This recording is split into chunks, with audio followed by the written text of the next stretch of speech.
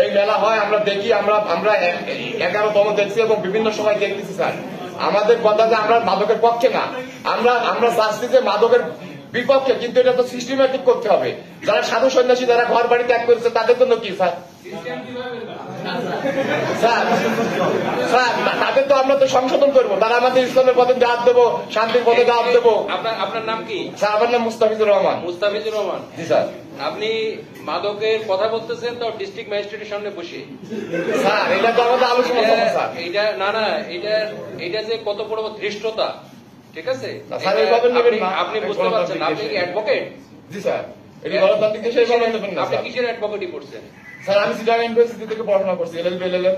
আপনি জানেন না যে ডিস্ট্রিক্ট ম্যাজিস্ট্রেটের সামনে বসে আপনি একটা গুরুতর বিষয় কথা বলতেছেন? এইটু সেন্স তো আপনার নাই।